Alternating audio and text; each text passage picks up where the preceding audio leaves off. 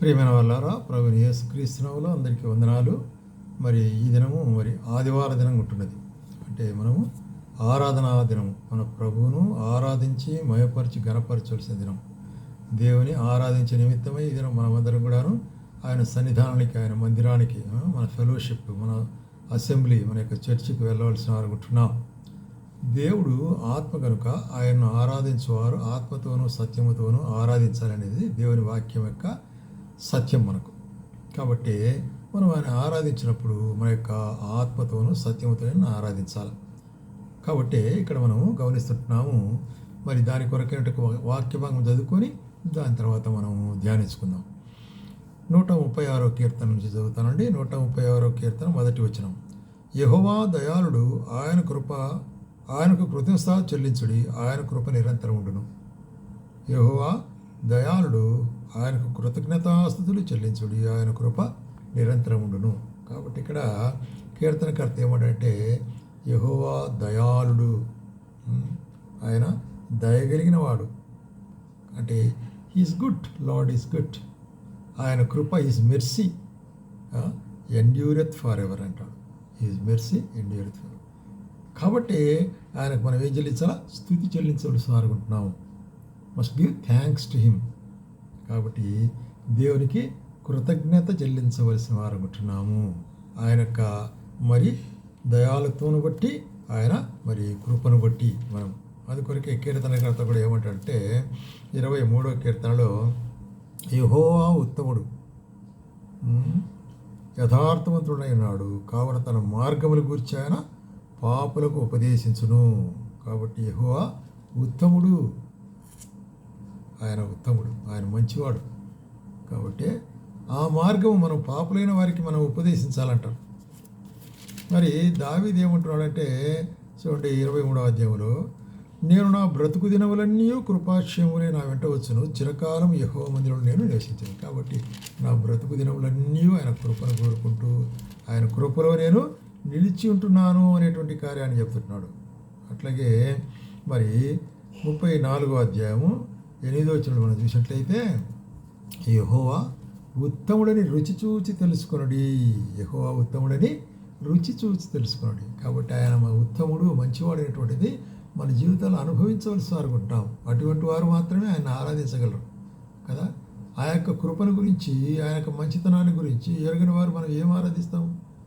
కాబట్టి ఆయన మంచితనం ఏంటిది, ఎట్లాంటిది మన పశ్చిమగా అనేటువంటి కార్యాన్ని కొన్ని భాగాలు మనం చూసినట్లయితే ఆయన కృపను గురించి మనము ధ్యానించుకున్నప్పుడు కదా, ఆయన కృపను గురించి మనం ధ్యానించుకున్నప్పుడు మరి అప్పుడు మన హృదయాంతరంగంలో నుంచి కృతజ్ఞత కలిగిన వారమై ఆయన ఆరాధించాలనుకుంటున్నాం. కాబట్టి ఆయన మరి కృప ఎటువంటిది అంటే చూడండి 103వ కీర్తనలో ఏమంటాడు కీర్తనకర్త అంటే 103వ కీర్తన 17వ వచనం ఏమంటున్నాడు ఇక్కడ, ఆయన నిబంధనను గైకొనుచు ఆయన కట్టలను అనుసరించి నడుచుకునే వారి మీద, యెహోవా యందు భయభక్తులు కలిగిన వారి మీద ఆయన కృప యుగ యుగములు నిలుచును.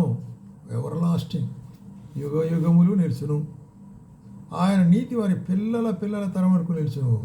కాబట్టి నీవు ఆయనందు విశ్వాసం ఇస్తే ఆయన కృప నీ జీవితంలో ఉండేది కాకుండా నీ పిల్లల పిల్లల జీవితంలో ఉంటుందంట. అది దేవుని ఆశీర్వాదం.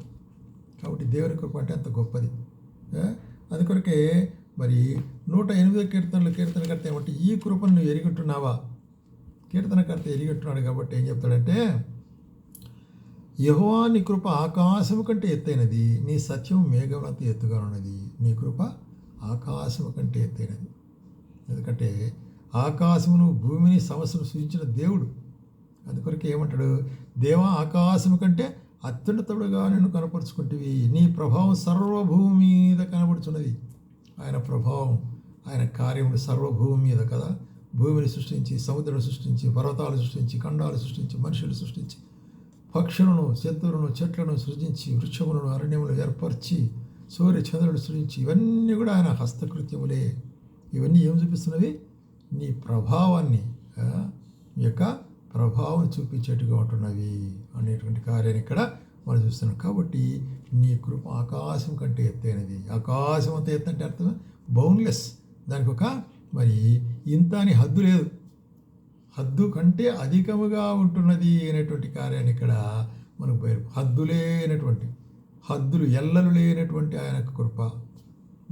ఆయన కృప ఎల్లలు లేవు, ఆకాశం కంటే అది ఎత్తుగా ఉంటున్నది అనేటువంటి కార్యం చూస్తున్నాం. అట్లాగే మనం చూసినట్లయితే మరి విలాపవాక్యములు, ఇర్మియా విలాపవాక్యములు అంటుంటున్నాయి. ఉన్నాయి. ఇక్కడ చూస్తున్నాము 3వ అధ్యాయంలో యెహోవా 22వ వచనం, యెహోవా కృపగలవాడు, ఆయన వాత్సల్యత ఎడతెగక నిలుచును గనుక మనము నిర్మూలము కాకున్నాము. కాబట్టి ఇక్కడ చెప్పేట రహస్యం ఏంటంటే దేవుడు కృప కలిగినవాడు, ఆయన అత్యంత కృప కలిగిన వాడుని మనం చూసాం. ఆయన కృప ఆకాశం అంటున్నది చూసాం. అయితే ఆయన కృప మన మీద మరి నిత్యము నిలుస్తున్నది.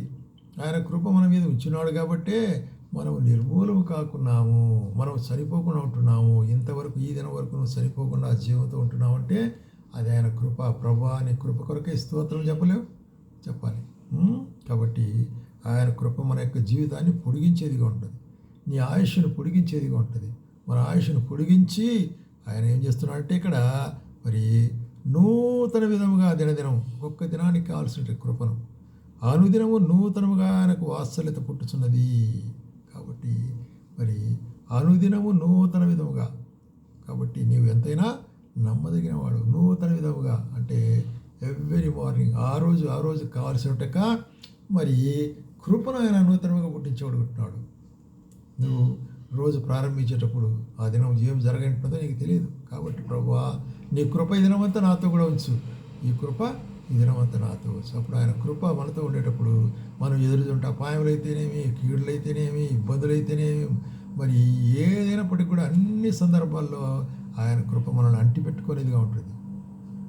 మనము పడిపోకుండా లేక నశించకుండా మరణించకుండా అది కాపాడేదిగా ఉంటుంది.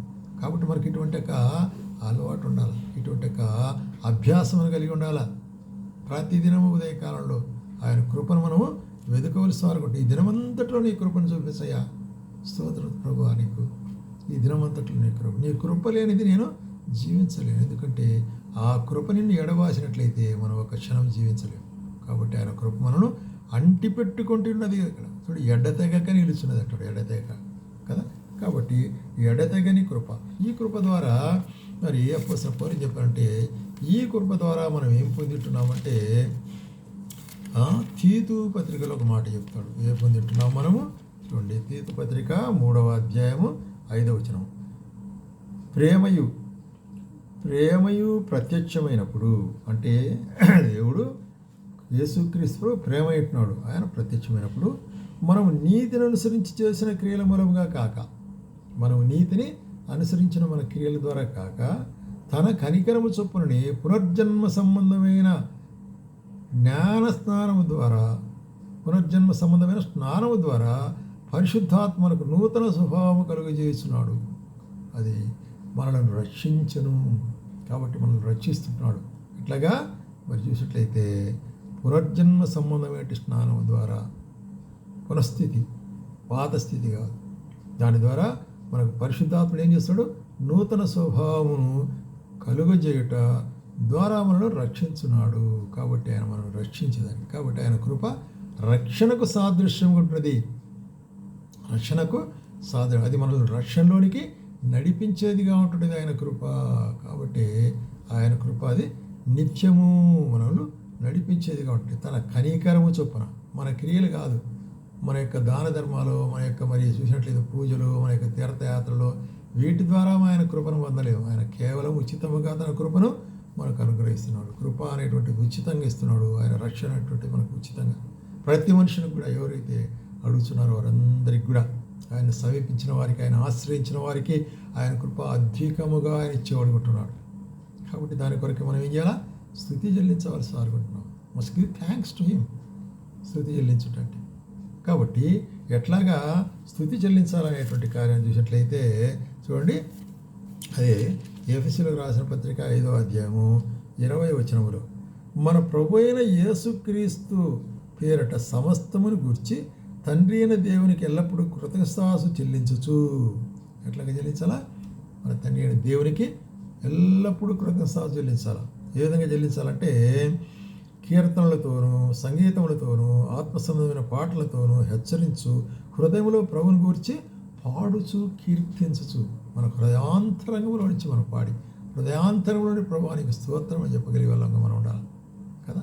ఆ విధంగా మరి మన ప్రభు అయిన దేవునికి ఎల్లప్పుడూ కృతజ్ఞత చెల్లించవలసి వారు. ఎందుకంటే ఆయన కృప ఎడతెగని కృప, అది మారని కృప, అది మరి అవధులు లేని కృప. చూసినట్లయితే అది మనల్ని బ్రతికించే కృప, మనం రక్షించే కృప.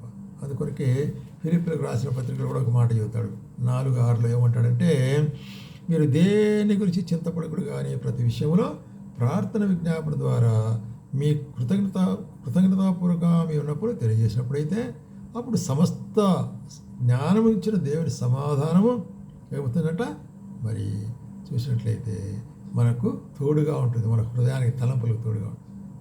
కాబట్టి చింతించాల్సిన అవసరం లేదు. ఆయన కృపను బట్టి ఆయన స్తుతించవలసిన అనుకుంటున్నాం. అందుకొరకే మరి కొలసీలకు 3:7 కూడా ఈ మాట చెప్తుంటున్నాడు. 17 కూడా చూసినట్లయితే ఏమంటాడంటే, మరియు మాట చేతనే కానీ క్రియ చేతనే కానీ మీరేమి చేసినను ప్రభు అయిన యేసుక్రీస్తు ద్వారా తండ్రి అయిన దేవుని కృతజ్ఞతలు చెల్లించుచు సమస్తమును ఆయన పేరట చేయుడి. కాబట్టి మనం ఆయన కృతజ్ఞత చెల్లించేవారు ఉండాలి ప్రతి సమయంలో, ప్రతి విషయంలో. ఏటేటి విషయంలో ఆయన కృప మనకు మరి నిత్యం ఉంటున్నది కదా. ఆయన కృప ఎడతెగనిది ఉంటున్నది, దాని కొరకే స్తోత్రం. ఆయన కృప హద్దులు లేనిగా ఉంటుంది, దాని కొరకే స్తోత్రం ప్రభువా. ఆయన కృప మన యొక్క మన యొక్క చూసినట్లయితే జీవితాన్ని పొడిగించేదిగా ఉంటుంది, దాని కొరకే ప్రభు స్తోత్రం. ఆయన కృప ద్వారా మనం రక్షించబడి ఉంటున్నాం, దాని కొరకే అధికమైన స్తోత్రం అని చెల్లించాలి. ఆ విధంగా స్తోత్రం చెల్లించే దాని కొరకే ప్రభువును సాయం చేయాలి. దాని గురించే దీన్నే మనం ఆరాధన అంటాం అనమాట. ఆ విధంగా మనం ఆరాధన హృదయపూర్వకంగా ఆయనకు సమర్పించినట్లయితే ఆయన మహిమ పొందుతాడు, మనకు ఆశీర్వాదం వస్తుంది.